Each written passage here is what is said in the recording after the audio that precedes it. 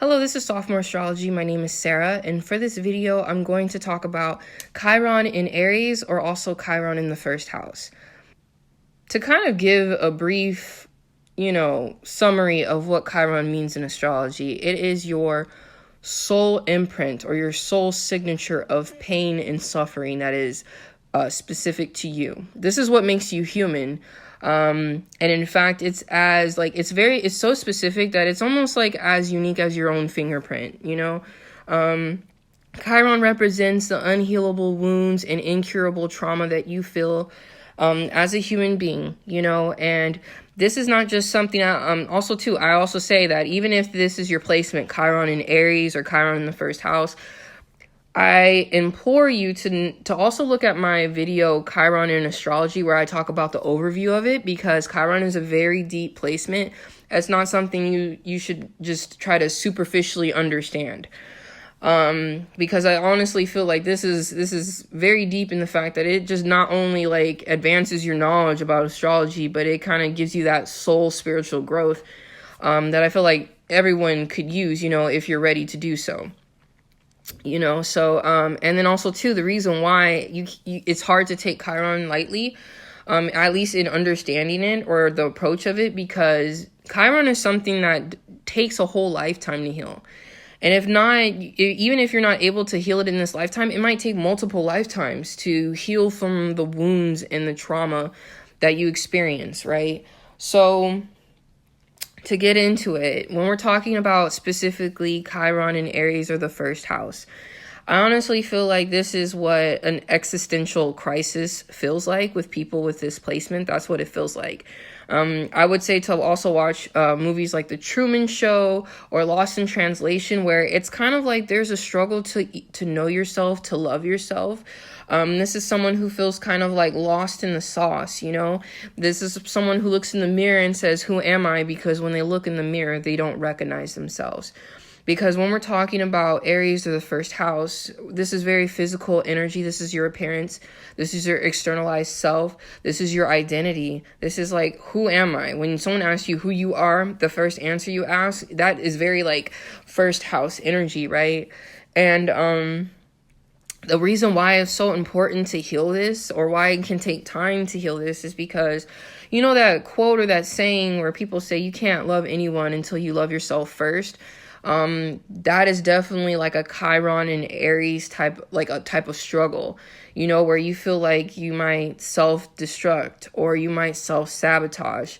There's a part of you that felt like ever since you've just been around, you feel like your existence or other people have made you feel like your existence is an imposition, that it's an obstacle, that you are in the way. I honestly feel like people with displacement or who understand this energy are told things like, but this is when people say you're a waste of skin, you're a waste of space. And I just really hate it when people say that, because I don't think people understand how hurtful that is. It's not funny at all. And with me saying this, is I'm not here to just talk about your specific pain and suffering. I am here to empathize with it as well. But I'm also here to encourage you. Because when you feel this type of pain, when you really step into your own and you really truly love yourself and you really are able to kind of take up space and you're like, I get to exist and breathe just like everybody else, I get to step into my own. I get to be myself. I get to speak my truth. I'm sorry if I speak a little too loud. I'm sorry that, I'm too close in your ear. I'm all up in your ear. But guess what? I'm going to be here. I'm going to step into my own. I'm going to exist.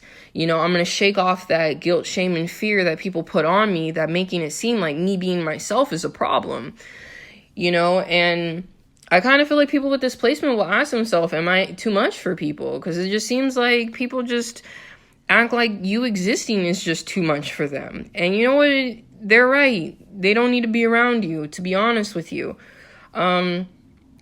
I kind of feel like once you're able to kind of really heal these things, and I honestly feel like the way you would heal yourself with displacement, I don't have all the answers, but I would say the way to start is to have affirmations and really change your programming in your brain about how you think about yourself, really empower yourself and tell yourself you are worthy, that you're strong enough, you're capable enough.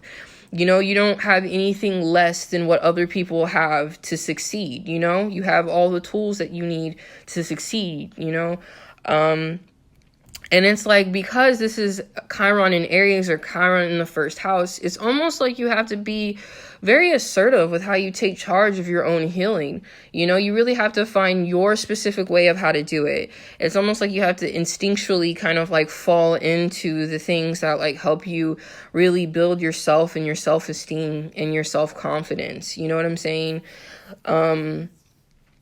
I also kind of feel like another thing I would say with people with this placement is like, don't be afraid to stand up for yourself and to stand in your truth. Because, I mean, I don't know where you are in the world, but the way I kind of see it is that if people have the right to say the things that they say, I feel like if you're not speaking anything but light or upliftment, and even if you say the wrong thing, you have the right to say the wrong thing.